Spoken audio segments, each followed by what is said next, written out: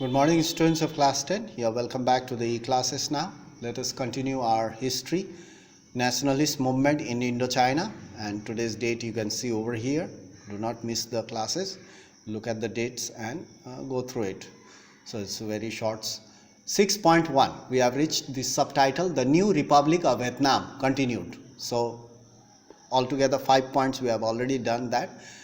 After the defeat of French, they were surrounded and they were defeated by the Vietnamese, Viet Minh, and there was a Treaty of Geneva. After that, what happened? Number 6, after the peace treaty in Geneva, Vietnam was divided into North and South Vietnam. That so far we have learned. So Vietnam was divided into North Vietnam and South Vietnam according to the Treaty of Geneva after the French were defeated. Number 7, Ho Chi Minh and the communists took power in the north.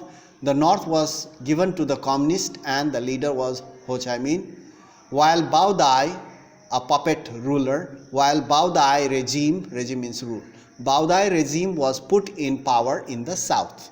So Vietnam was divided into north and south. North was given to Ho Chi Minh and the Communist Party, and the south portion was given to Bao Dai's regime.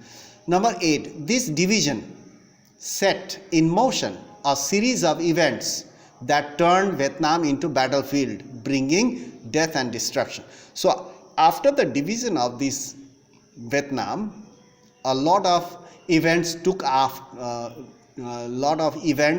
happened, one after another. Series means one after another, and these events had turned Vietnam into a battlefield, a place of fighting, bringing death and destruction to the civilians. Now let's see what happened.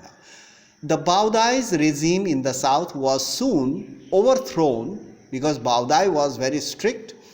He was autocratic type and he did not let the people speak against him. So his regime was soon overthrown by a coup. Coup means a type of conspiracy. A coup led by Ngo Dinh Diem. So Ngo Dinh Diem was a revolutionary and he was a leader. So Ngo Dinh Diem, he had overthrown Bao Dai in the south. The event started here. Number 10, Diem, this leader in the south, after overthrowing Bao Dai, Diem built repressive government. He was also very repressive. He did not want to lose the seat or the power. So Diem built repressive government in the south. Anyone who opposed him was called a communist. So he arrested people. Whoever spoke or whoever opposed his policies was called a communist and was jailed and killed. The person was jailed and killed, whoever pointed a finger at him.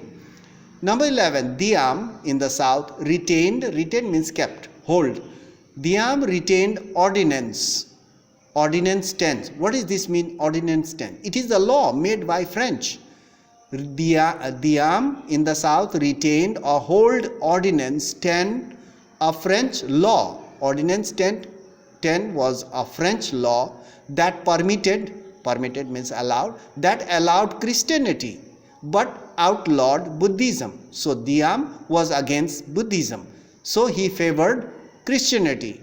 So he was working under the French. That means he allowed Christianity and outlawed Buddhism. So in this way the events unfolded. Now more will happen.